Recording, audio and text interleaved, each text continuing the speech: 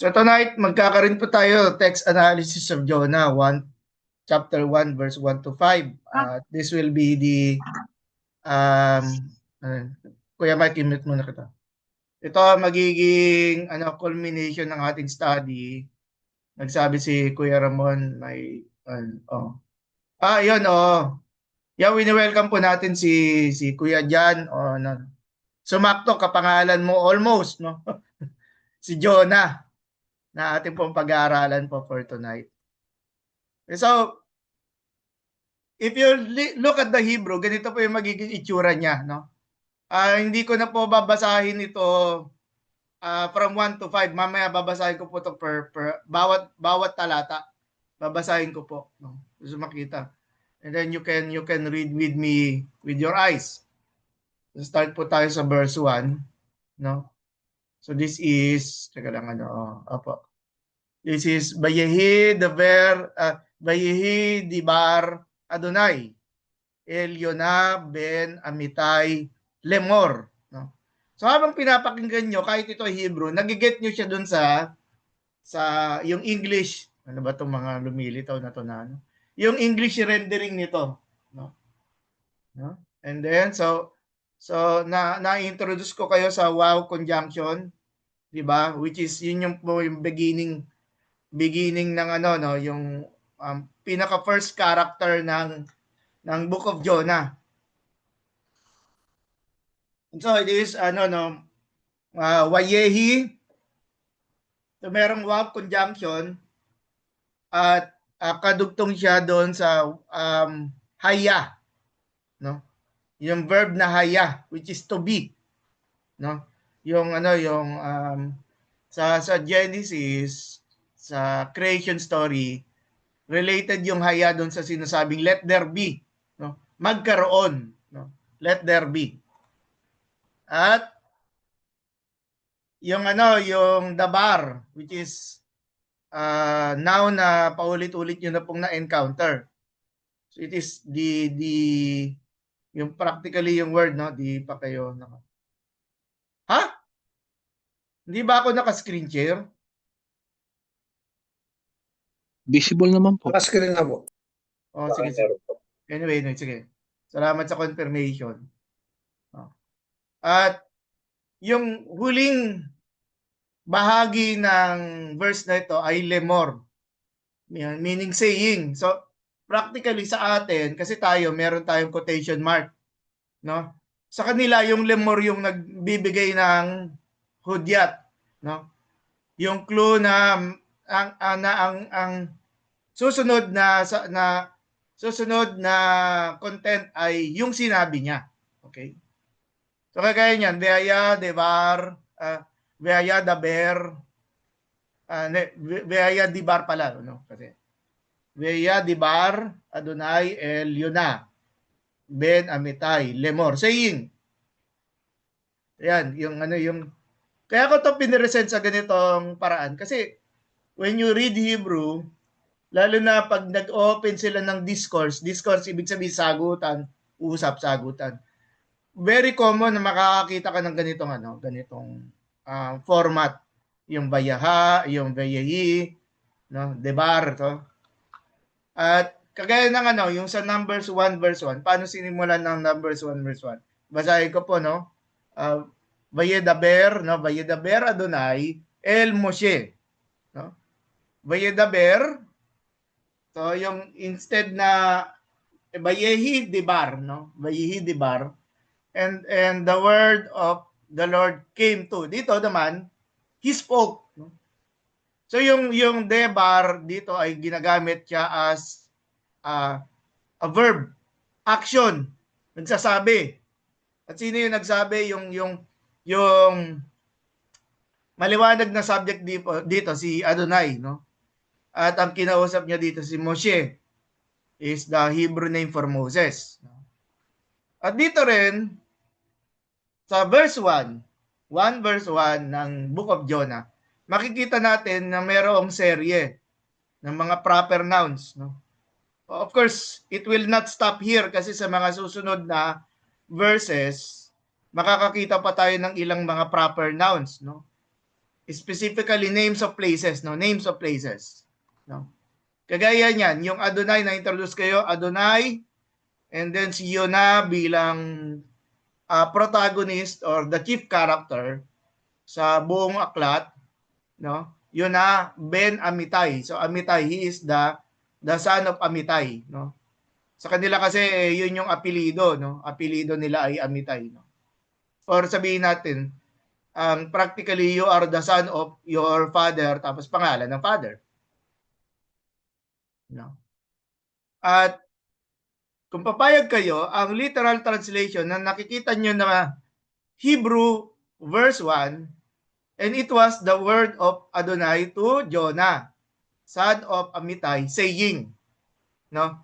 So nilagyan po natin ng, sabihin natin, word for word, understanding, yung nakikita nyo na Hebrew dun sa taas. If you will allow, pwede pa natin ma-smoothen yan. Smoothen, ibig sabihin, yung rough translation, na tinranslate mo Hebrew into English, no? Pwede pa natin pagandahin, no? For presentation purposes. Considering na yung audience mo dito ay English speakers, okay? Hindi sila speakers ng Hebrew. English speakers sila, kaya kailangan nating itama yung format according to the language being used, which is English. Kaya ang smooth translation, ang literal translation, nakita nyo po, and the word of Adonai came to Jonah, son of Amittai, saying. No? So, and the word of Adonai. So, practically, and the word of Adonai. No? At pag titingnan natin, gagamit tayo ng understanding ng verbs. Ang verbs ay tao ang gumagawa, di ba po? Tao. Kaya yung kunyari, the word, no? Yung word hindi siya naglalakad, okay? Practically dito, we know that ang tinutukoy dito, nagsalita si Adonai, okay? No, si Adonai ay nagsalita. Kaya po, kung papayagan niyo po ako sa Tagalog na salin, no? At kinausap ng Panginoon si Jonas, anak ni Amittai. And then yung lemor, yung lemor, nagsabing, no? At kinausap ng Panginoon si Jonas, anak ni Amittai, na nagsabing. Yan. So nilagyan ko ng colon to show na may karugtong ito, hindi ito matatapos sa verse 1. Ang karugtong nito ay kung ano yung dapat sabihin, no? No? Kung ano yung dapat sabihin. Ay dito nga pala sa ating forum na to, pwede po kayong mag-interact anytime, ha. Kung meron kayong naobserbahan, no? You can open your Bibles with me sa verse 1, Jonah 1, yung whether you are using the English translation, English text, whatever version you are using. At saka okay naman yung Tagalog. Okay. Now let's move sa verse 2, no? So, verse 2, yung sinabi ni Yahweh dito, ni Adonai, Kum, lek el ninibe, hair hagadol, ukra aleha, ki aleta, ratam, lifnei. Yan, di ba? So, yung meron ditong verb, merong utos dito, kumlek, el ninibe, no? So pumunta, merong inuutos si Adonai doon sa sinasabi ni Adonai kay Jonas. No? Kaya po makita natin yung verb na kum ay rise up, no? Arise. At wait lang.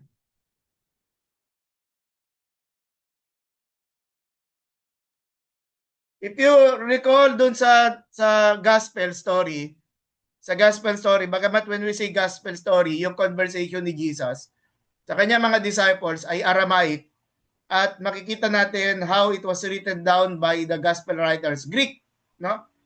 At doon din, for example, doon sa case ng huli na si Jesus, no? Si Jesus ay huli na sa Garden of Gethsemane ng mga Roman soldiers, or included dito yung the soldiers of the guards of the temple, no? At malapit nang paparating, sabi nito ni Jesus, rise up, No, let's go. Here is my betrayer, no? So practically yung concept na yon, no? Bumangon, tara halika na dahil ano, so it is ano, so yung cum and then merong lek. Okay, lek, yung go. Ang dictionary information na makikita natin nito sa dictionary ay yung ano niya, yung Hebrew word na halak, no? Halak, no? Sa case na to na ginagamit siya as a command, ano, you go, literally you go. Ano siya, second person singular, you go. Pero being used as an imperative or pautos, no? Inuutusan, no? Nag-drop off dito yung guttural na hey hey na guttural. Kaya ang natira na lang dito lek, no? Imperative. Okay? At dahil tayo naman napag-aralan na natin yung adjectives, no? Meron tayong section about adjectives. Naalala niyo siguro yung hahir hagadula, no? Hahir hagadula. At notice yung ending ng gadula, which is gadol, is feminine, no? Bakit? Kasi sa Hebrew language, ang ir or city, or it can also be translated as town, is considered feminine. Kaya hagadula, merong hey na ending to denote that it is feminine. At pareho siya merong definite article. Naalala niyo, meron tayong conversation, no? Pareho siyang merong definite article. Kaya naman, we know that ang ha'ir hagadula is being used attributive na ano siya, great city. Pero dahil meron definite article, the great city, ganun ang gamit niya, the great city. No? Kumlek, el ninibe, ha'ir hagadula. Bumangon ka, let's go, ano, you go. Arise, you go to saan? Yung el is the preposition to Ninibe. Okay? At yung description, further description, ha'ir hagadula. At anong dapat niyang gawin dito? No? Anong gagawin? Sabi doon yung ano no, ukra. No? Pagkatapos na hir agadula, ukra. No? So yun yung ano, yung before yung noun, yung before the verb na kara, no? Which is to cry out, no, or preach.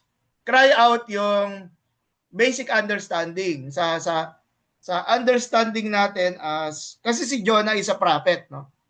So yung functionally hindi siya pupunta doon para magsisisigaw lang, no, nang walang purpose, no. He is to preach there. So yun yung imperative, no. So bumangon, and then you will go, and then ang purpose doon ang purpose ni Jonas is to preach there, no, ukra. Further, kung papansinin natin yung concept ng cry out sa Jonah 1:14, yung mga sailor, no, yung mga nakasakay doon sa barko. Sa case na doon, ginamit din yung verb na kara, no? Ginamit din yung verb na kara. Bagamat iba na ang nagsasalita dito, no?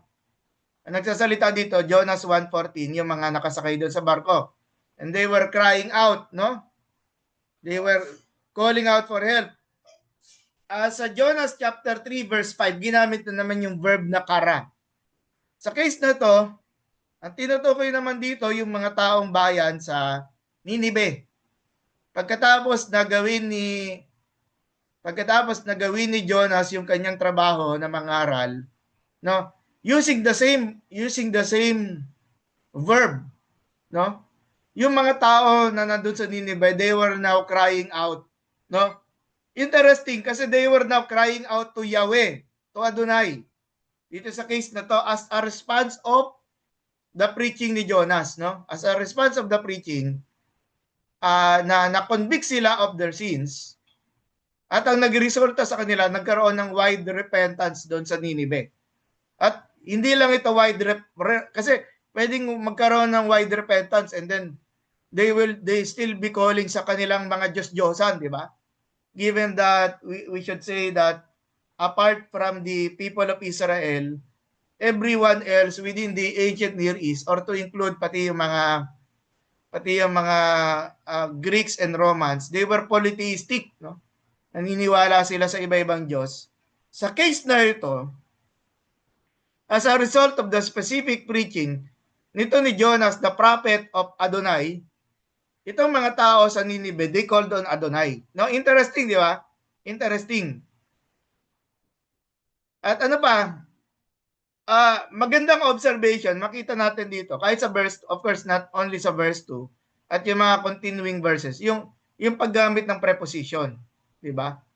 Dito lamang sa talata na to, makita natin yung paggamit ng preposition el, yung el ni Nibe, tapos aleiha,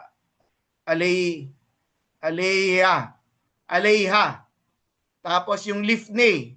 Yung lifnei, paulit-ulit yan dito sa few verses na to, at very important ito sa when we talk about Adonai, no? Kasi sa case na to, sinasabi dito, kumlet el ninibe haira gadula ukra aleya ki aleta ki alta, ano pala to, silent siya ba, ki alta ratam lifnei, no? So yung lifnei, anong tinutukoy dito? Before me. At ano yung nakarating before me? Yung sinasabing ratam, which is, no, which is the evil of the city, no? Nakarating kay Adonai. At yun nga ang sabihin natin, ipinapahayag niya kay Jonas. Kaya nga si Jonas, binibigay niya ng misyon. Di ba? Binibigay niya ng misyon. Makikita natin yung role ng preposition dito, no?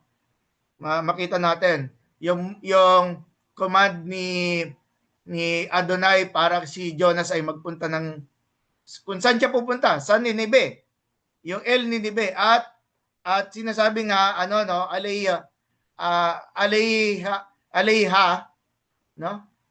Na ang tawag mo dito, yung mangangaral ka, no? Sino yung recipients ng pangangaral mo, no? Tapos ano pa? Translate natin literally. No? Kayo naman nakikita nyo both yung Hebrew at saka yung English rendering dito, nakalagay po dito, no? So literal translation, rise up, no? Rise up, go, yun yung lek, go, El Nineveh, go to Nineveh, tapos merong description, Hair Hagadola, the great city, no? At bakit relevant?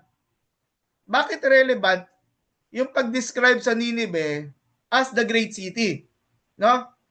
Kasi ang Nineveh, malapit lang siya sa Northern Kingdom, okay? Si Jonas ay nag-minister sa Northern Kingdom.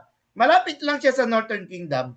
At itong Assyria, which is, ang Nineveh, which is the capital of Assyria, ay lumalabas the center of Assyrian power, no? If you go southwest, nandun naman yung Egypt, no? So malamang pwede nating sabihin Thebes o Alexandria, di ba? So, pero Alexandria is too soon kasi hindi pa, by this time hindi pa nakakarating si Alexander the Great sa sa Egypt, no? So nevertheless, pinapakita natin dito the great city, the city that is in power, no? The city with great power. Then so yung greatness niya, hindi lang dahil ito ay malaking lugar, no? Kasi Gadol can speak something about yung yung the quantity of size, no? Yung lawak ng size. Kaya the big city, pero dito great city, yung naka-refer dito yung yung quality of greatness ng city na ito, di ba? However, kahit siya ay great city, makita natin dito yung contrast. And cry out to it or speak to it because itong great city na to, no, the evil came up before me, no? Malawak, makapangyarihan, pero ano naman, puno naman ng kasamaan, no? puno naman ito ng kasamaan. Smooth translation, aayusin natin yung translation na nakita natin kanina doon sa literal. No? So, rise up and go to Nineveh, the great city, and preach against it. Yung key dito is an explanatory key.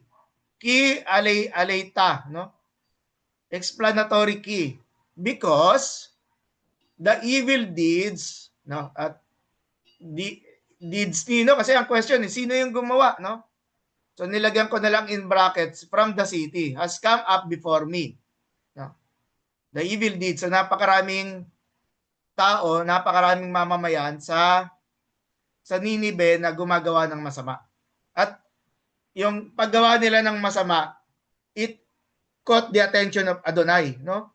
Masyado ng masama, it caught the attention of Adonai. Medyo if you read back dun sa biblical story sa Genesis, parang ang maalala natin diyan yung yung the great flood, no? The great flood na kung saan it caught the attention of Adonai, yung tindi ng kasamaan na ginagawa ng mga tao na yon. And for another instance, doon sa Sodom and Gomorrah, 'di ba?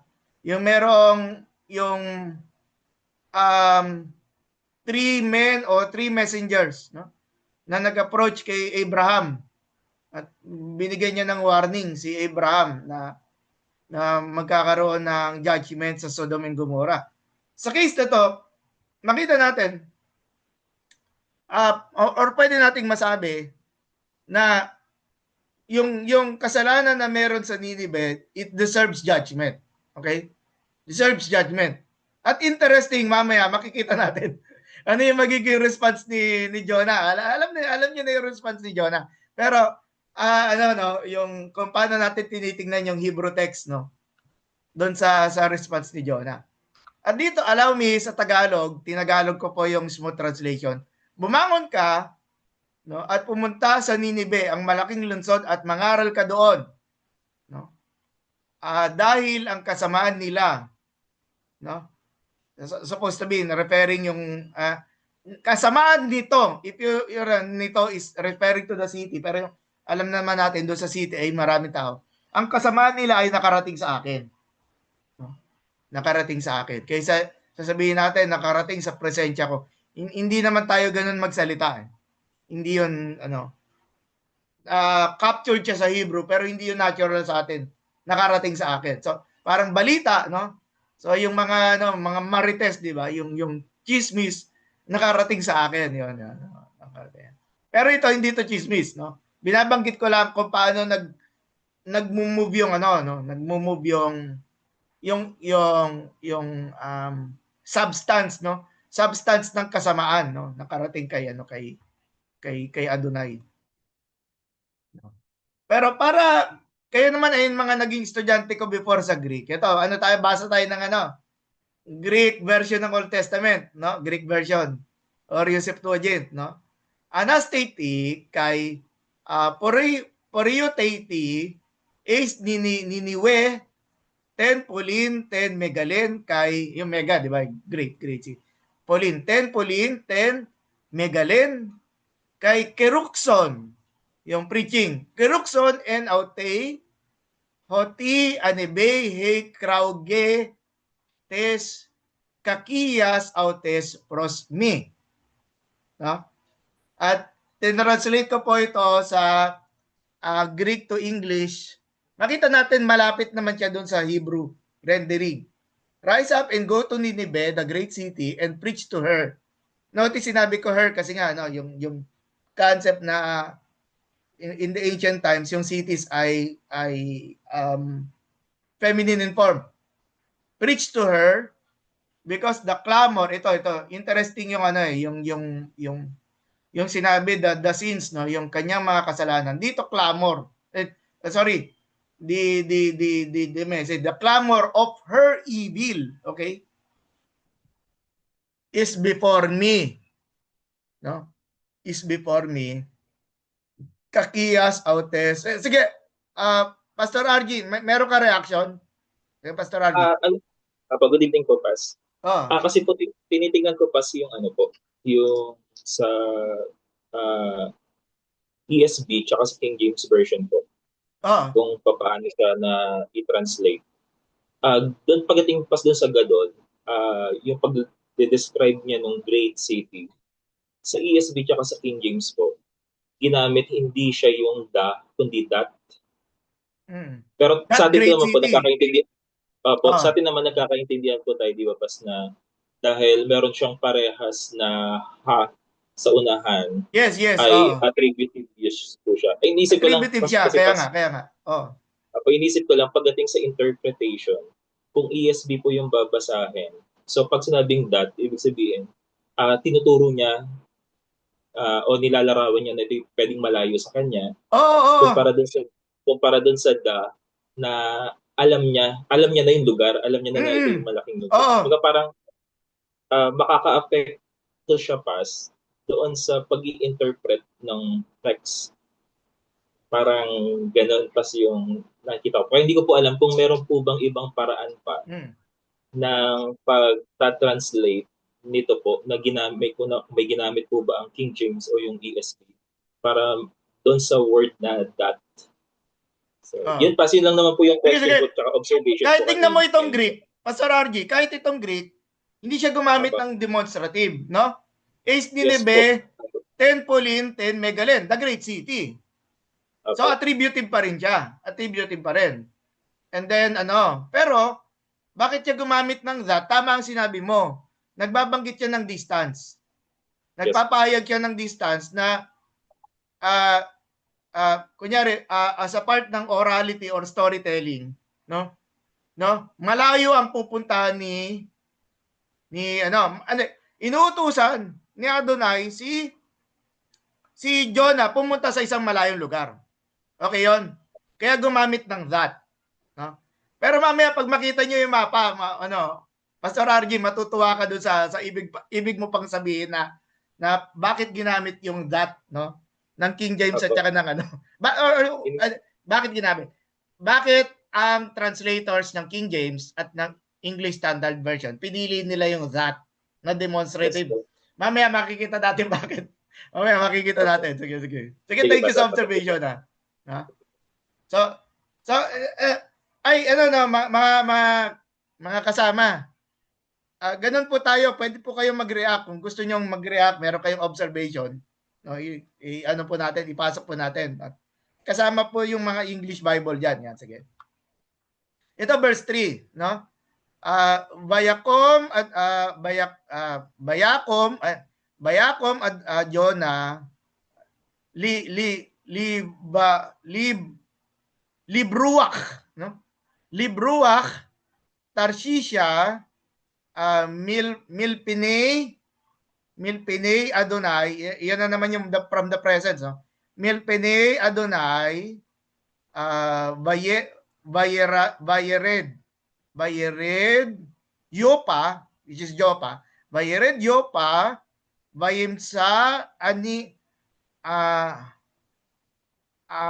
Aniya, Bayimsa Aniya, Baa Tarshish, Bayeten Shakara, Bayered ba, Lavo, Imhem, no?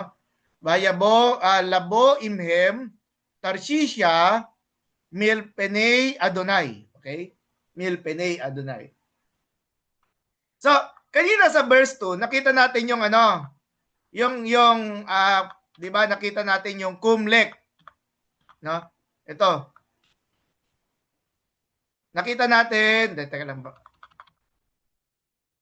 Tagalog. Ito, nakita natin yung kumlek. Notice, no? Ito yung utos, okay? Bumangon, pumunta. Pansinin natin sa verse 3. Sa verse 3, no? Sumunod si Jonah. Bumangon siya pero iba pinuntahan.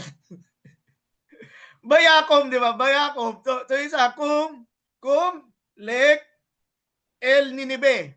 Dito bumangon nga siya pero bumangon siya, bumangon siya. Di ba? At teka lang. Interesting na verb itong libruwak, di ba? Bayakom, yon na libruwak. Okay? Yung libruwak, no? Ang root word niya is barak, no? Na ang kahulugan ay flee, tumakas. Okay? Tumakas. Kaya ang ginamit dito ay libruwak, it is an infinitive to flee. So sa English dadagdagan natin ng to, no? So si Jonah bumangon nga siya. Bumangon siya pero yung pagbangon niya para tumakas, no? Bumangon siya para tumakas. So interesting dito, yung word na baroak, no? Yung baroak sa 1 Samuel 21, ito rin yung verb na ginamit. Si David ay tumakas. So tumakas sa mula kay Nayot, no? Mula kay Nayot. So nagganap ako ng ng ang tawag mo dito. Kung saan pa sa the rest of the Bible ginagamit yung yung verb na baroak. At makita natin dito kung si David tumatakas, si Jonas tumatakas din, okay? No? Sabi ko pwede kayong mag-interact sa akin kasi maganda tayo. Hindi at dito doon sa yung following following phrase. Tarshisha milpenei Adonai. Yan, milpenei Adonai. Naalala niyo yung min, 'di ba? Yung min. Yung min preposition na yung movement from one place to another. So Tarshisha, no? Milpenei, from the presence of Adonai, no? Milpenei. Yun yung tinatakasan niya. Interesting kasi, no? Ano kaya meron doon sa Tarshisha? Di ba? Ano kaya meron doon sa Tarshisha? Bakit niya tinatakasan si Adonai, no? No?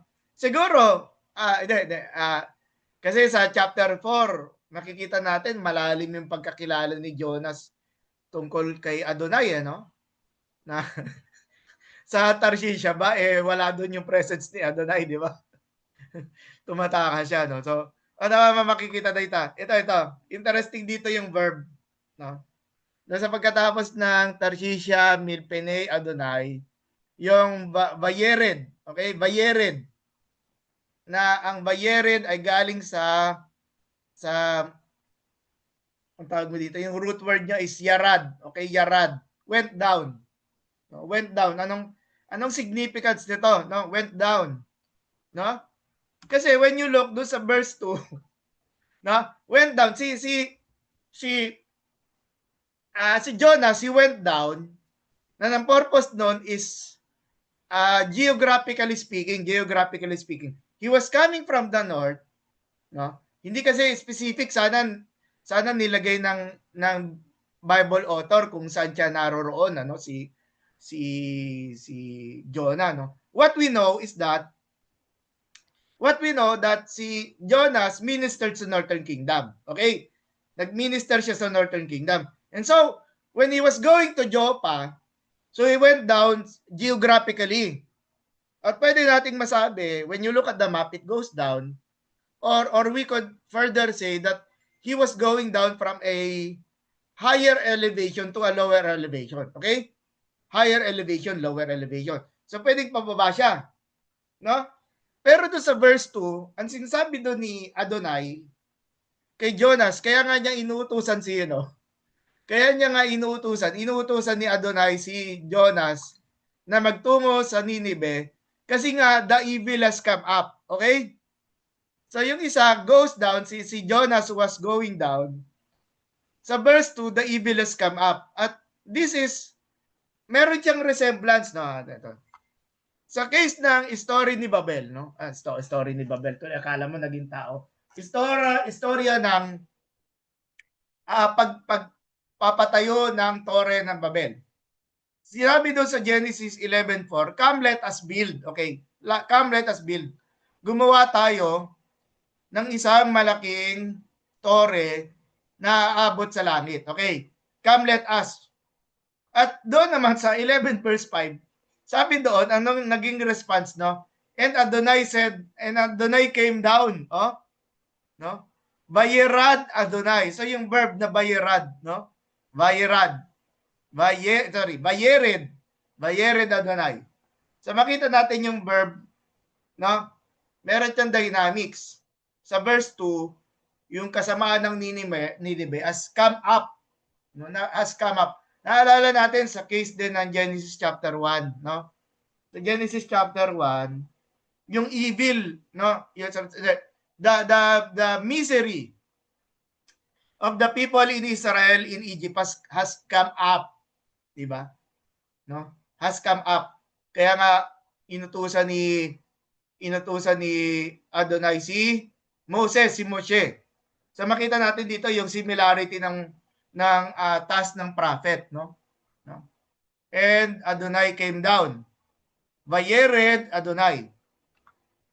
Ano ba makikita natin? Ito gusto ko to eh. Napag-aralan din natin last meeting, yung prepositions plus ang tawag mo dito? Prepositions plus pronominal suffixes. Okay? So sa case na to, ang pronominal suffix dito, yung dinugtong dito yung hem. Okay, yung hem. So imhem, no? So, sa part na yon, bayim sa Aniya, Baa, Tarshish, Bayete, Shakara, Bayered, Ba, Lavo, Imhem. Yan, Imhem. Sabi, merong nagbayad si Jonah. Ibinigay niya yung bayad, no? Bayitin, Shakara, ibinigay niya yung bayad. Tapos he went down papunta doon sa isang ang isang barko, no? Imhem. So imhem nakalagay dito with him, with whom? With them. 'Di ba? Sana nilinaw na lang ni pero who, sino yung tinutukoy dito? Sa verse 5 makikita natin na merong mga mariner, okay? Well, of course yung mariner representative siya kasi sila yung nagpipiloto ng barko. Okay? So ibig sabihin, ang sinamahan ni Jonas ay yung mga taong papunta ng Tarshish. Yung mga taong papunta ng Tarshish at kasama dito syempre yung mga piloto, mga mariner. Yung mga magda-drive ng barko, magpipiloto ng barko, di ba? Kaya anong tinutukoy natin dito mga kapatid? No? Anong utos ni Adonai kay Jonas? Pumunta mag-isa. Siyempre, wala namang sinabing may kasama siya. Pumunta ka mag-isa sa Ninive. No? Ang ginawa ni Jonas, no? Meron siyang grupo na sinamahan. Okay? Meron siyang grupo na sinamahan, no? At later makikita natin doon sa story, bagamat textual study tayo hanggang verse 5 lang, no? Makikita natin na yung mga sinamahan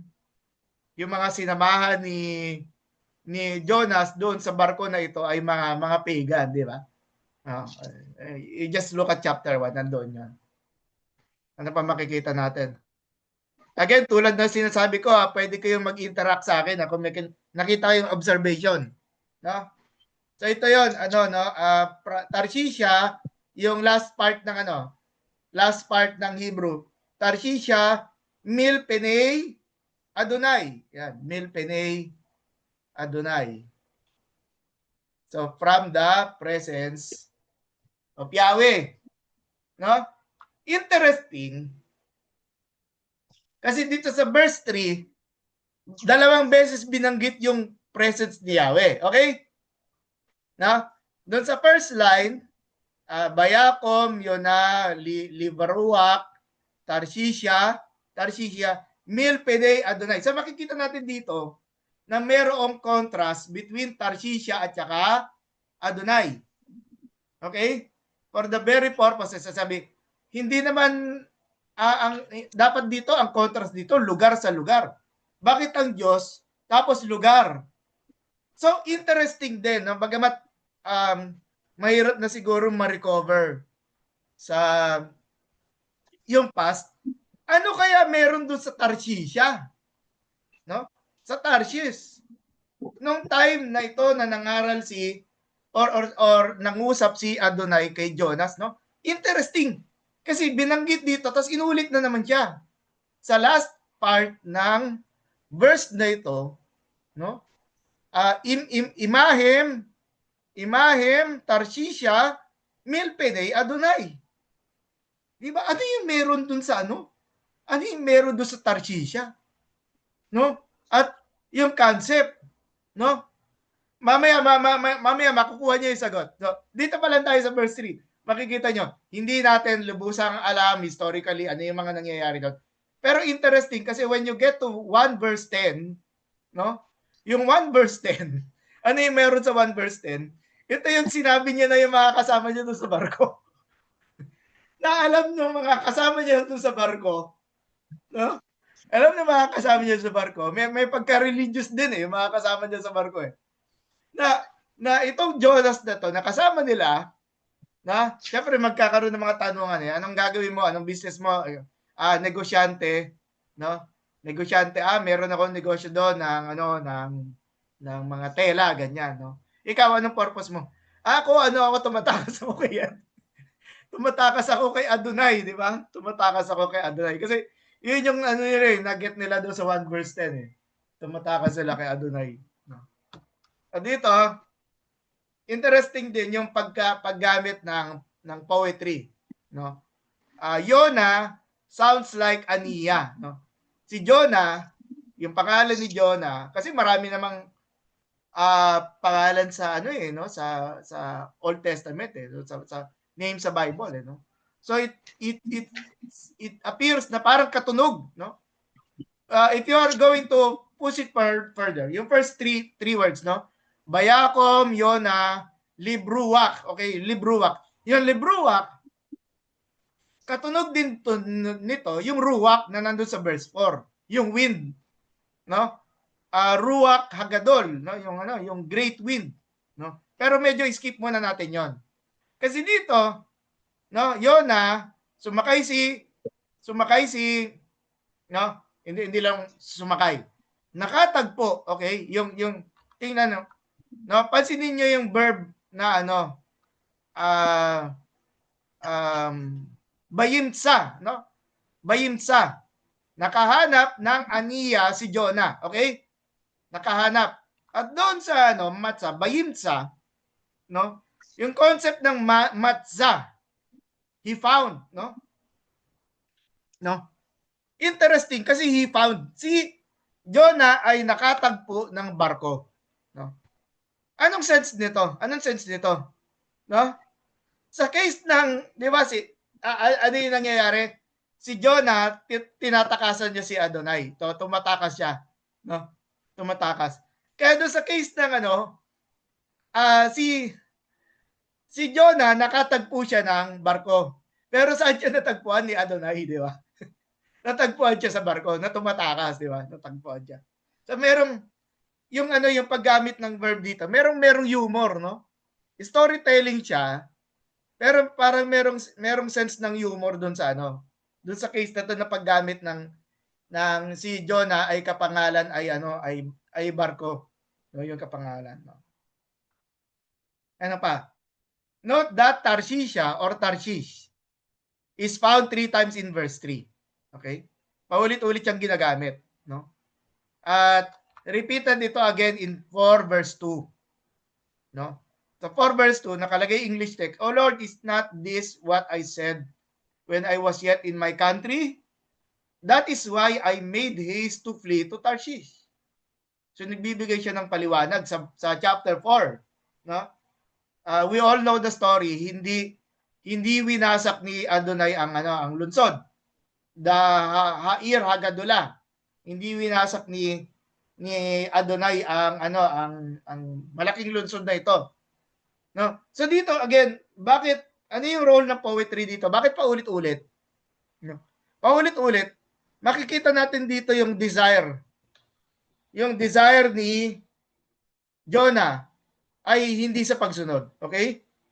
Yung desire niya Even, of course, highlighted sa chapter 4. Doon sa chapter 4, he was even explaining, di ba? He was explaining. Makita natin yung, um, explicit desire ni Jonah na ayaw niyang mangaral. Okay. At yung ayaw niyang mangaral, napapaloob din doon yung intention niya. Hayaan niya na lang ang Ninibe. No? Hayaan niya na lang. Alam ni Jonah, yung sinasabing, the evil has come up to me, come up before my presence, doon sa verse 2. Alam ni Jonah na parurusahan ni Adonai ang Ninibe. Alam niya. Yun ang gustong mangyari ni Jonah. No? Ang gustong mangyari ni Jonah, ituloy na ni Adonai yung judgment niya over Nineveh, Haira Gadula, the great city. Dahil nga kaaway na bansa ito. No? Kaaway na bansa, no? At siguro nga yun yung concept ng yung kanina yung that na doon sa English translation na hina-highlight ni Pastor RG. Pwede nating masabi dito yung layo ng Nineveh, hindi lang yung layo distance, kung hindi yung layo nila sa Diyos. No? Yung layo nila sa Diyos, yung distance ng yung na they deserve the judgment of Adonai. No? So tingnan natin yung translation. Bagamat syempre makita nyo may kahabaan yung verse 3 na to. I will translate it into different parts. No? First part, Bayakom, Yona, Libruak, Tarshisha, Lifnei, Adonai. Then Jonah rose up and fled to Tarshisha from the presence of Adonai. Okay? Second part, Bayered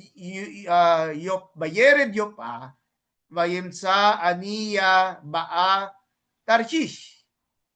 And he went down, yung sinabi ko kanina, yung go up, yung went down, no? He went down to Joppa, and he found a boat, yung Aniya, going to Tarshish. Yun yung natagpuan niya. No? Bayitin, Shakra, Bayered, Ba, Lavo, Imahim, Tarshisha, Milpene, Adonai. And he paid the fare, nagbayad siya, and he went down to go with them. Yun nga yung sinasabi ko, yung Imhem. No, Imhem. Meron siyang grupo na sinamahan, na nalaman niya, papunta kayong Tarshish, pwede pasama, ganyan. Tarshisha away from the presence of Adonai. Dito sa verse 3, smooth translation, ito na lang, yung binuo na natin para magkasya siya dito sa slide na ito. Then Jonah rose up and fled to Tarshish away from the presence of Adonai. Then he went down to Joppa rather, and he found a boat heading to Tarshish. Then he paid the fare and went down with them to Tarshish. Kaya nga interesting sino yung them, di ba? Them to Tarshish away from the presence of Adonai. So sa Tagalog, at bumangon si Jonas at nagtungo sa Tarshish para tumakas sa presensya ng Panginoon. Kaya nagtungo siya sa Yopa at nakakita ng barkong patungong Tarshish. Kaya binayaran niya ang pamasahe at sumama sa mga taong. Ito, dinagdagan ko ng taong, no? Kasi sumama sa kanila eh. Sumama sa mga taong papuntang Tarshish. So nakita natin dito yung pagsama niya, ano yung purpose? Para lumayo sa presensya ng Panginoon. Para lumayo sa presensya ng Panginoon. No? At ito yung mapa. Tingnan nyo. No? Sa case na to, yung Joppa, nandun siya sa southwestern portion. Tapos yung Ninive, yung inutusan, yung utos ni Adonai kay Jonah, ay pumunta ng Ninive, makita natin ang layo ng Joppa. Tapos ito yung mapa, mga kasama. Kung nakikita natin yung Nineveh, nandun sa right side, no? Ang Tarshish po ay nasa Spain. Ang layo. Ang layo, di ba? Ano ko to eh, screenshot ko to sa Grace Bible Church, baytown.org yan. yung map ng Jonah. Layo. No? At kaya pag pumunta siya ng Espanya, no, matatakasan niya yung presensya ni Adonai, no? Baka doon sa Espanya, wala doon si Adonai. So, tingnan natin. Ito rin yung Septuagintal rendering, which is hindi naman din siya malayo sa Hebrew text. Kaya aneste Jonas to Fugain, is Tarsis, ek prosopokuryo, yun yung presence of the Lord. Ek prosopokuryo, by the way, curious yung, yung translation ng Yahweh. No, the Lord, which is yung curious ay ginamit din sa New Testament when referring to Jesus. Kay katebe is yopen, yan, yopa. Ano siya, accusative form. Kay yoren, ployon, yun yung boat. But its zone is Tarsis. Kay eduken to naulon auto. Yun, binayad niya. Kay enebe is auto to Ployesay. Met auton is Tarsis. Pumunta ng Tarsis, ek prosopo koryo. Yun na naman, para tumakas o lumayo sa, or papalayo sa presensya ni Adonai. No? Papalayo sa presensya ni Adonai. Yung English translation na nakita nyo na Greek. Then Jonas rose up to flee, yung fugain. No? Yung kasi important yung flee yung kanina, nakita natin kanina, tumatakas ang gusto ni Jonah tumakas, di ba? Lumayo. Then Jonas rose up to flee to Tarshish from the presence of the Lord, and he went down to Joppa, and he found a ship heading to Tarshish. And he gave his fare, and he embarked on it. Sumakay doon to sail with them to Tarshish from the presence of the Lord. Yan. So mas vivid yung picture ng Greek translation, mas polished ba, no? Yung understanding niya mula doon sa Hebrew, kasi dito naka-focus na dito yung gumagamit na sila ng mga navigational terms, no? At what else? Verse 4, Le Adonai. Ito po, nag-start po siya, hindi po siya Bayehi, okay? Hindi po siya Bayehi. Yung word na Yahweh, Adonai, meron siyang Wav consecutive plus Adonai. Kaya po ang basa dito, and Adonai, okay? And Adonai. Tapos, Hetil.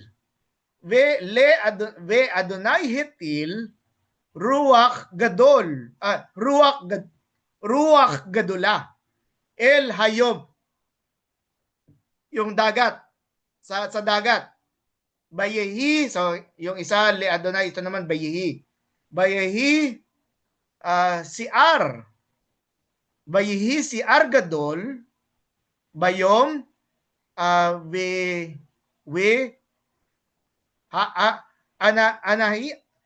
aniya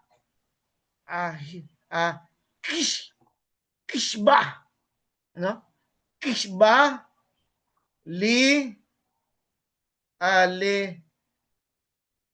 Lehishaber. Yon. Lehishaber.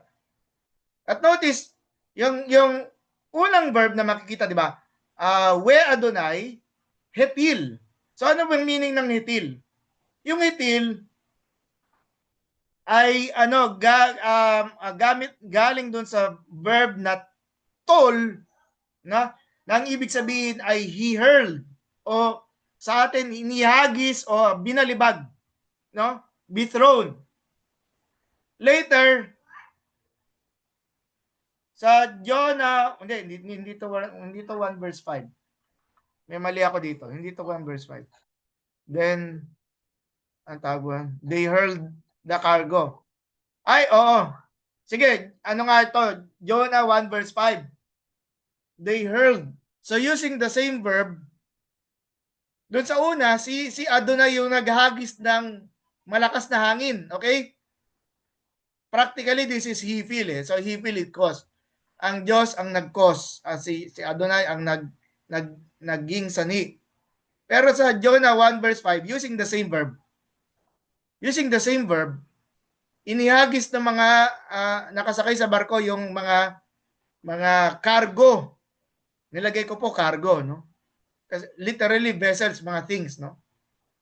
Yan. So ano na. And then Jonah 1:15, then they carried Jonah and hurled him.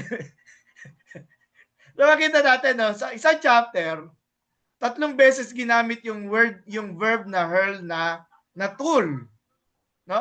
Pero iba-iba yung gamit. Yung isa, si Adonai ang nagpadala ng naghagis ng malakas na hangin. Sa 1 verse 5, inihagis ng mga nakasakay sa barko, yung mga gamit, yung mga pabigat para gumaang ang barko. And then Jonah 1:15, ito naman. Inihagis nila si Jonah. Si Jonah na yung hinagis nila, di ba? So, kaya makita natin yung power ng verb, no? Na kung saan very very appealing siya when you look at the Hebrew, no? Tuloy tayo sa verse 4, no? Ruach gadola. Ruach gadola. So wala siyang definite article pero meron siyang makip. Yung dash doon sa taas, at alam natin pag ito ay attributive. So this is a great wind, no? A great wind. Hindi siya the great wind kasi walang he na definite article. No? Excuse me lang muna. Excuse me lang.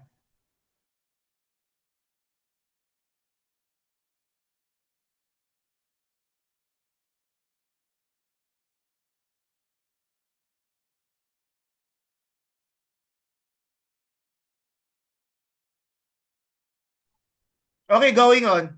So nakalagay dito, Ruach Gadula, tapos meron pa siya, Bayehi, yung second part ng verse 4. Bayehi Saar Gadol. So umulit na naman yung adjective na Gadol, which is great. No?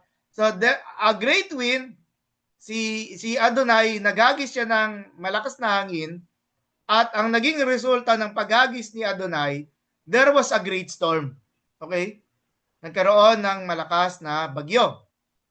No? Malakas na bagyo. Ano pang mga maobserbahan natin dito? No?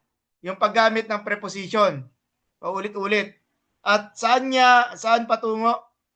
Doon sa una, El Hayam. No? Sorry. Oo nga. El Hayam. So yung preposition El with Hayam, no? Patungo or to the sea, no? At ganoon din yung sa second part ng verse, Saar Gadol, Bayom, no? So yung preposition ba, which is in, tapos yung yom na yung dagat, no? In the waters kung gusto nyo, no? So doon pa yung direction papunta doon sa dagat, yung ginagawa dito ni Adonai, no? Si Lord. At doon sa last part ng verse 4, yung weha aniya, the boat, weha aniya kishba lihishber,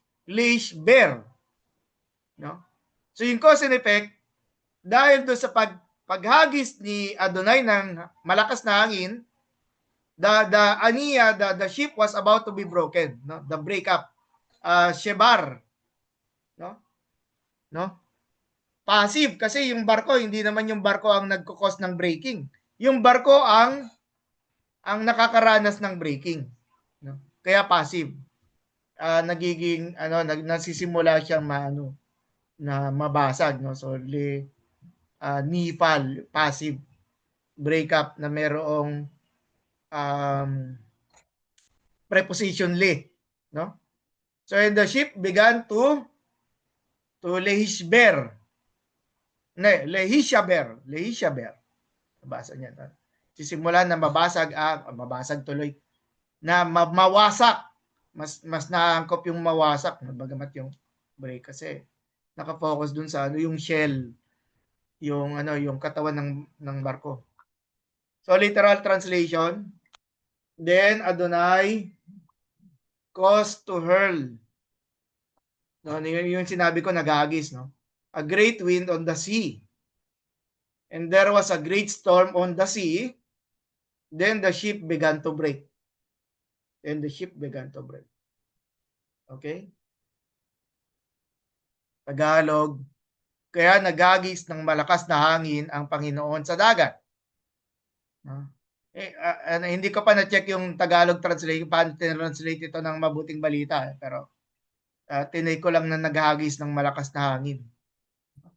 Sa dagat, nagkaroon ng malakas na bagyo sa dagat, kaya nagsimulang mawasak ang barko. Nagsimulang mawasak. Yung Septuagint, no, kay Kurios, yung the Lord, exegeren, pneuma is 10 talasan. No? Kay Egenito, Cludon. Cludon megas, ente talase kay Toplo yon barko. Ekindun neyuen. Ekindun neyuen suntre benay. Yan, suntre benay. Translate natin itong Septuagint. Then the Lord raised up a wind, no? Itong verb na exegeren, no? Yung ano siya, compound form siya ng ano, yung ex na preposition plus egero, which is raised, no? Kaya siya, then the Lord raised up a wind upon the sea. And there were great waves. Ito interesting, no? Yung ano, yung Cludon megas. Cludon megas, hindi siya nakafocus dun sa wind. Okay? Sorry. Hindi siya nakafocus dun sa storm. Okay? Bagamat we know that there's a storm that took place kasi may malakas na hangin. And there were great waves in the sea. So, perhaps poetic din siya, no? Yung hangin malakas, yung alon malakas. Yung hangin malakas, yung alon malakas. No? And the ship was in danger. At saan ba natin maalala to? Doon sa New Testament, sa Gospels, si Jesus, nung kasama niya ang mga alagad, di ba? They were in a ship, ployon. They were in a ployon. Tapos, ang sabi doon, natakot ang mga alagad dahil sa malakas na alon. So, marahil they are keeping yung sa translation ng event doon sa ano, no. At interesting din kasi si Jesus natutulog din doon sa barko. Natutulog din, no. So, si Jonas naman natutulog din, no. And, ito. Pero let's keep on doon sa translation. In the sea, and the ship was in danger of being broken, no. So something that was, sabihin natin, pagdadagdag ng detail na ano, na kasi sa Hebrew, the ship was about to break. Dito pinapakita dito yung ano, yung sabihin natin in danger, yung result. Yung result, sabi ko nga kanina, cause and effect, no? In danger. At sinasabi rin dito, hindi lang yung barko ang in danger, pati yung mga sakay ng barko ay in danger. Isama na rin natin si Jonas. He was also in danger. Itong being broken. Suntri benay. Ano rito passive, no? Third person passive. Itong with the prefix na soon, yung with, no? Pero okay, let's go to verse 5, no? Bayir hamal. Bayir hamal malachim.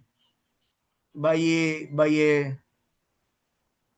aku ish Elohav to their gods. Elohav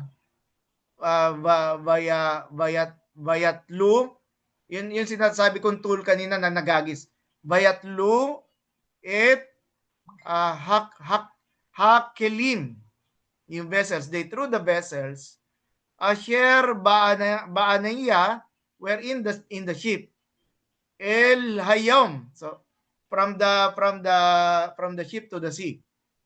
Le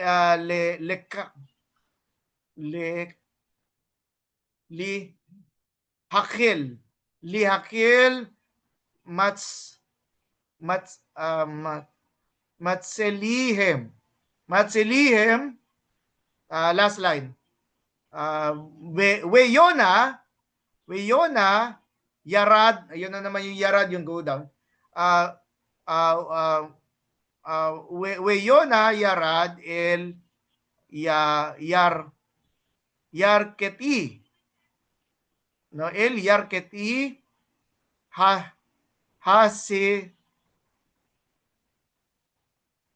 hasepina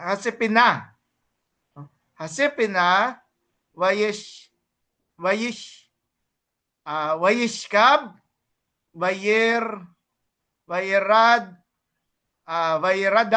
Yan, vayeradam. The first line tayo na verb, yung yare, and they were afraid. No? Natakot. At sino yung mga natakot? Yung malhim. Yung yung mga mariners, yung mga sailors. Natakot sila. At anong naging response nila? Notice.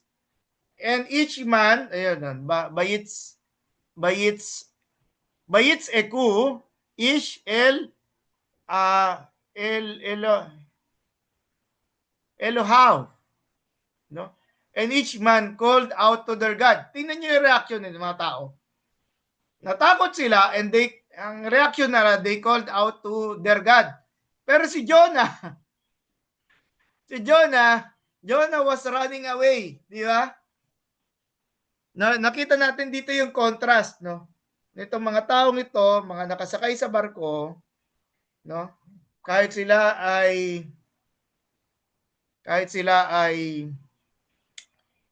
naniniwala sa mga pagan gods, no?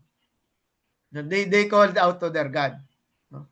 Yung pa rin, yung kara na no? And then Jonah was running away. So the sailors were afraid and they called out to their gods and threw the cargo. Okay? So yun po yung translation ng first line. And the soldiers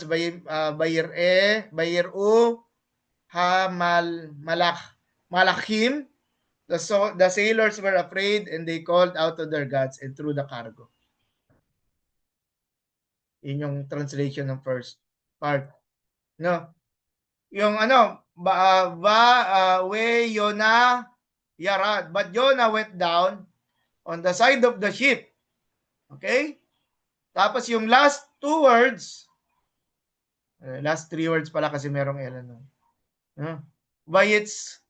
Vayitskav, Vayeradem. No? So, and Jonah went down on the side of the ship. Tapos, no, habang nagkakagulo yung mga mga mariner, no? Ang sarap ng tulog ni Ang sarap ng tulog ni Jonah. And he was asleep and deeply sleeping. No, yun yung ang tawag mo rito. Literal translation ng yung pinakahuling word ng ng Hebrew dito sa verse na to, yung kishenu. Kisena. Yun, deeply sleeping. Ngayon, interesting yung last part ng ng Greek. No, yung Greek. Hindi ko na nilagay buo kasi gusto ko ma-focus lang tayo doon sa last part. Yunas de katebe eisten ployon. Teka lang po.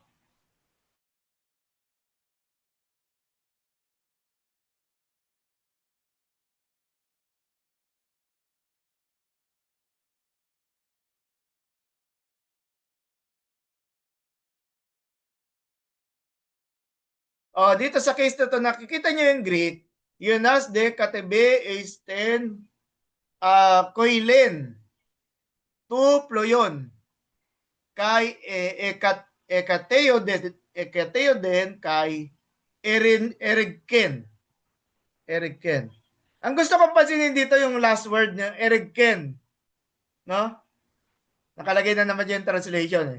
Yung regken, galing siya sa ano siya, aorist form ng regko, na ang ibig sabihin ay humilik. Humilik. Kaya ang translation ng Greek Old Testament sa English, and Jonas went down into the hollow or the hollow part of the ship, and he was sleeping and he was snoring. No?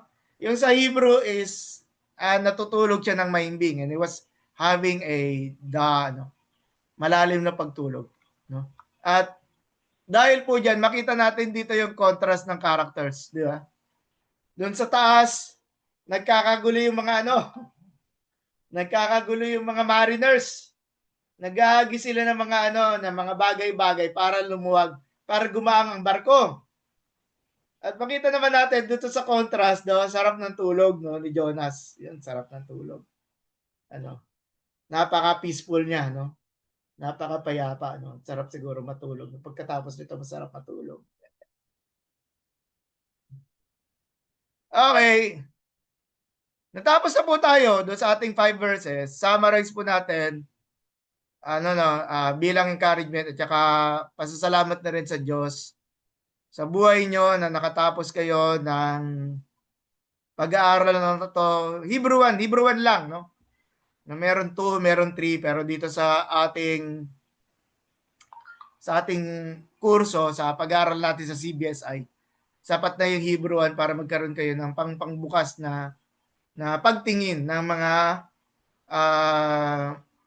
sabihin natin passages o kaya mga artikulo na gumagamit ng Hebreo, to commend you, mga kasama. Knowledge of the Hebrew language allows us to explore the beauty and hear clearly the message of the original text. At dito sa example, alam ko 5 verses lang to, pero I pray na meet natin yung ating objective, marinig natin yung gustong ipahiwatig niya nung manunulat ng Book of Jonah. Our study of the biblical text, ito man ay Hebrew, Greek, English, Tagalog, prompts us to go deeper, to work harder, and to depend on the Holy Spirit sa pag-aaral ng salita ng Diyos. Okay, so dito po tayo nagtapos. Gusto ko po marinig yung reaction nyo dito sa pag-aaral natin. Alam ko, 5 verses lamang at nakakapagod siya i-translate. Nakakapagod. 5 verses, pero of course, makakita tayo ng ito part na to. Hindi naman natin objective na ma-translate yung buong chapter 1. So, ano pong mga reaction nyo, mga responses nyo dito sa ating pag-aaral na to dito sa 5 verses ng Jonah?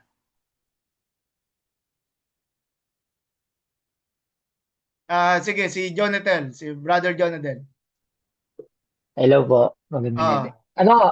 Yung akin po, Pastor, mas, parang, ko na po siya eh. Parang na-accept ko na siya na magiging, matutulungan niya kung paano mas i-interpret yung scripture, yung pag-aaral ng Hebrew language. Siguro ang nare-raise ko lang po ngayong gabi, parang mas siya eh, yung nakita mo talaga siya, paano siya gamitin. Yan po yung aking Kasi iba yung inaano mo lang siya, nasa isip mo na, hindi, talagang kailangan namin ito. Pero iba yung nakikita mo siya. The more kasi po siya nagkakaroon ng parang sa'yo na mag-aral. Not necessarily po na siguro mag-Hebrew talaga ako or Greek, pero siya, nag-encourage siya sa akin personally po na mas mag-aral pa. Gaya po nun, yung isang example na nakita ko po, yung gamitin yung great. Kasi yung nga po sa translation natin, great lang siya. Pero, gaya po ng ginawa ninyo kanina, naglagay po kayo ng iba pang mga text kung paano siya ginagamit. So parang, yun nga, magde-depend siya sa context nung nung kung paano siya gamitin. Yung meaning ng word, magde-depend siya sa context. So parang, yun po, gaya po sabi niya na hindi lang ito nagpapakita na great because of the size ng city, but greatness in different ibang pagpapakahulugan. Gaya po ng power. So, parang mas nagbigay linaw lang po siya doon na yung sinasabi ng author, hindi lang siya great because malaki siya. So, yun po yung isa na napansin ko. And siguro po yung ano, yung tanong din po ninyo na ano bang meron sa Tarsis. Although hindi ko rin po may ano, siguro kung iniisip ko po siya, parang ano nga meron doon, no? Parang napaisip din ako. Pero yung isa po siguro na pinakatumatak sa akin, doon po sa ano natin, yung sa huli po, no? Na pinakita niyo na kaya hindi pumunta si Jonah. Yan. Bakit siya tumakas sa Tarshish? Kasi nasa puso niya, gusto niya talaga mapahamak yung Ninive. So parang naano ko doon na, grabe, no? Pati pala yung mga propeta ng Diyos, no? Ganito, ganito mag-react. So, nakakatuwa lang po siya. And yun po, no, marami pong salamat kay Lord na at sa inyo po, no, na tinuruan po kami. Although mahirap po talaga, Pas, no, aminin ko po, napakahirap po talaga. Talagang pag nagagawa ko ng assignment, nababaliw ako eh. Sabi ko, nasa na ba yung word? Nasa na yung word? Ganun po. Pero thank you po. Na yun lang po yung mga napansin ko, no, yung context. Tapos ayun nga po ah yung reason, no, bakit hindi pumunta si Jonah, which is parang mas nabagabag ako doon, no, na ayaw niya ma-save yung ano, yung Nineveh, no, gusto niya mapahamak sila. So thank you po, thank you po. Sige, salamat. Pero of course, more than the exercise, sana habang binabasa ko yung Hebrew, nakakasabay kayo sa pagbasa ng ano ng Hebrew. Parang si Kuya Konti lang Ramon po. yata na una, o ano, tapos susunod si Brother Carl. Sige, si Kuya Ramon. Let's listen to. Ah, sa akin po, Pas, first and foremost, thank you sa inyong pagtuturo at pagtsatsaga. At kaya nga, sabi ni Kuya Johnny din, napakahirap po talaga. Lalo na pag may mga work pa kami. No? But dito po sa last teaching moment na ginawa niyo sa amin, mas na-appreciate ko po siya, lalo. Nakita ko yung importance na ginawa ng Lord na baguhin niyo po yung teaching style na mag-base kayo sa program. Pinakita sa akin ng Lord yung importance na nang ginawa niyong translation process. Kasi doon sa mga sinundan ko pong version sa NIV, ESV, napansin ko po yung importance ng pag-translate nyo is mas madali. Kumbaga mas madaling unawain sa English tsaka sa Tagalog kagaya nung ginamit nyo pong word yung sa harap sa ang Biblia po ginamit sa harapan ng Diyos. Kumbaga pinapakita niyo po sa amin na ginamit nyo yung sa presensya ng Diyos, Pas. Parang yung sa harapan ng Diyos, hindi mo siya, kung iisipin mo na nakikipag-usap siya si Jonah ng face-to-face kay God, pero mas na-appreciate ko yung sa presensya ng Diyos na para bang nananalangin ka. So, so dito po sa ginawa niyong mga example, para mas malapit yung sa inyo kumpara doon sa mga version na talagang siguro nga po ginamit sa mas akma sa mga bansa or kultura. But mas na-appreciate ko po yung tinuturo nyo na ipinapaliwanag nyo sa amin na dapat kami as nag-aaral ng salita ng Lord. Kumaga may basic knowledge din kung paano po talaga siya tingnan. At least gumamit pa po kayo ng Greek. Yung importance po ng kahit basic, talagang matuto po kami. Kaya po salamat sa matyagaan yung pagtuturo sa amin. Okay. Hallelujah. Purihin ang Diyos. Sige, let's hear it from Brother Carl, tapos si Pastor RG. Si Brother Carl. Opo. Yung dalawa po yung ano, yung gusto ko i-share. Yung isa doon sa narinig po natin yung gabi. Tapos yung sa kabuuan, yung kabuuan ng Hebrew. Yung una dito sa ano, sa Hebrew, yung paggamit nila ng ano, yung mga pangalan ng tao, may iba pang kahulugan. Kasi ano parang kaya may nagsasabi na meaningful yung mga names ng mga tao sa Bible, lalo na doon sa Old Testament. Tapos ngayon ko nalaman, pati yung kay Jonah, yun. Tapos, halimbawa, magkakasunod na verses. Tapos yung, parang magkakatunog yung salita, parang ano siya, kumbaga parang tula. Kaya siguro, dali din nakabisa nila. Kasi alam naman natin na nung unang panahon naman, mas particular sila magkabisa ng ano, nung oral culture sila That's correct. That's correct, brother. Tapos yung pangalawa na kasi inisip ko, sabi paano ko ito magagamit? Kasi yung Greek kahit pa paano nagagamit ko kasi di ba nakakita ko minsan may mga Greek text ganyan. Tapos yung salita ay parang hawig naman halos sa English kasi nga baybay din yung ano, yun. Nung sa Greek naman, parang sabi ko, kagamit-gamit to. Gawa gender particular yung mga ano, mga pronoun. Kasi sa Filipino, sa English, hindi naman particular sa gender.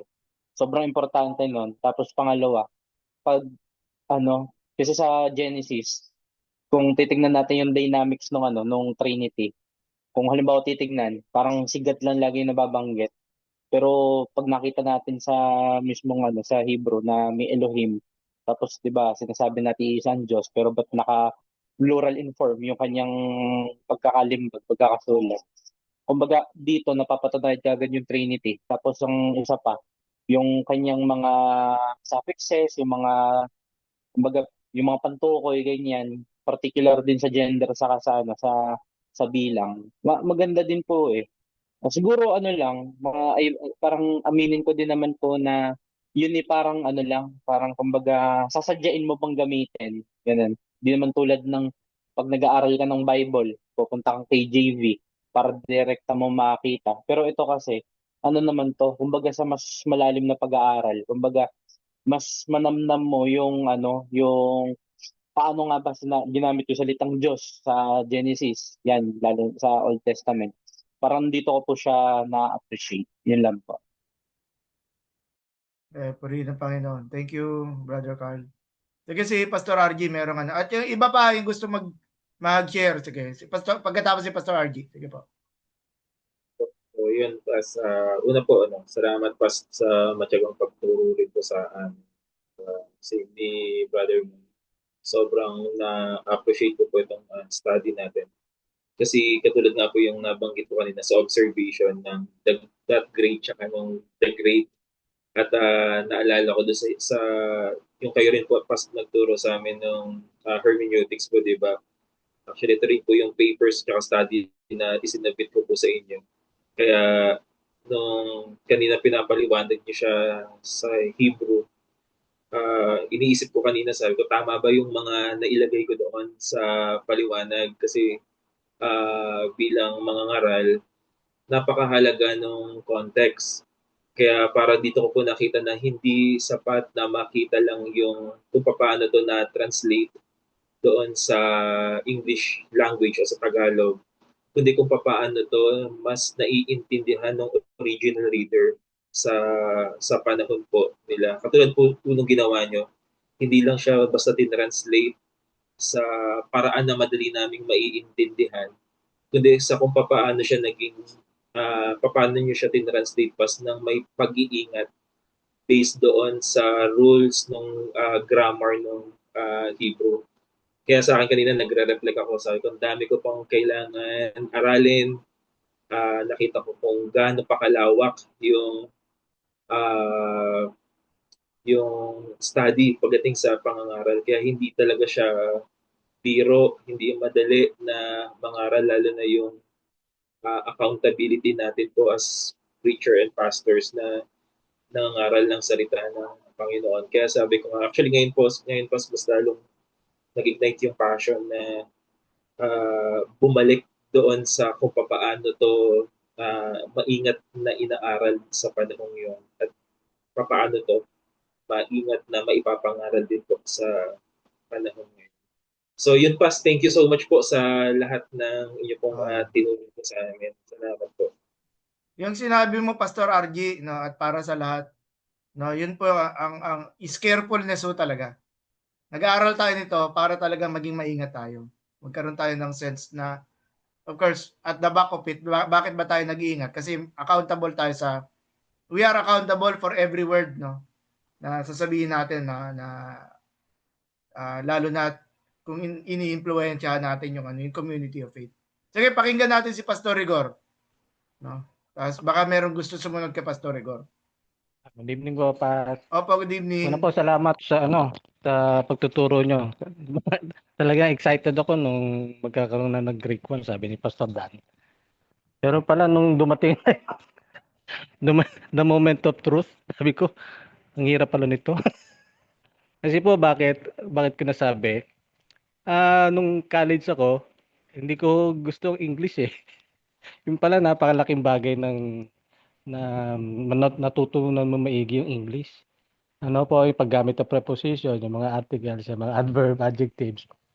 Eh, sabi ko, patay. Doon pa naman ako hindi nag-aral mabuti. Tapos ito yung importante, no?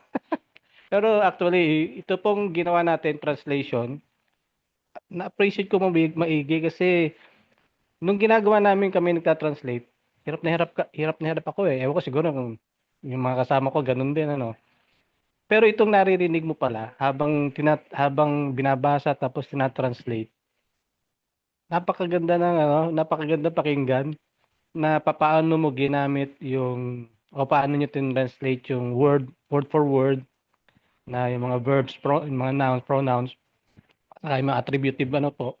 Nakakatuwa kasi sabi ko, sumusunod ako eh habang kayo ay nagbabasa. Sumusunod ako, pero sabi ko, ay mali pala yung basa ko. Kahit doon sa mga, kung napansin nyo doon sa mga assignment namin, nahirapan akong isulat kung ano yung dapat. May napansin kasi ako eh, yung may mga bago ako nakitang parang mga symbols, yung parang may mga quit, ganun sa itaas, may ibaba, parang ganun. Sabi ko, ano kaya yung ibig sabihin nun? So yung una itatanong ko yung pastor, yung ano yung mga yon, yung mga may mga bagong symbols ako nakita eh. Kaya habang binabasa nyo, sabi ko parang hindi ganun yung papasok sa isip ko ng pagbasa. So yun yun, appreciate ko yung habang binabasa nyo, ini-explain. Saka siyempre bilang pastor, pagka nagpi-preach, matagal na rin akong gumagamit ng Hebrew. Pero minsan pala kailangan ko maunawaan yung mismong sentence, hindi lang yung word na ginamit dun sa English na sasabihin na sinasabi natin na ito ang original meaning nito ay base dun sa pagkakasulat. Pero mas ma-appreciate mo pala kung mismong yung buong verse binasa sa Hebrew. Kaya yun po yung salamat sa Lord kasi itutuloy ko 'to pag-aaral. Ang ginagawa ko nga po yung ating lexicon, nilalagyan ko ng mga yung hindi ko ma-pronounce, chine-check ko sa Google ko paano 'to basahin kasi English lang 'to eh. Wala yung yung Greek word eh. Greek mismong pronunciation eh. So ginawa ko ganon. Ngayon itutuloy ko 'to lahat ito ita-translate ko sa para at least makabasa ako ng Hebrew. Yun po, Pastor, salamat. Napakaganda nitong natin. Okay, Apo, wala Session po natin. naman. God Tulungan lang bless mo po sa talaga inyo. tayo. Yes, appreciated po yung sinabi mo, Pastor Rigo. Thank you. Pero pa ba?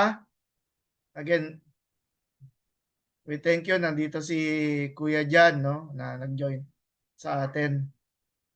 Sana may napulot kayo dun sa ating mga pinag-usapan. Wala na?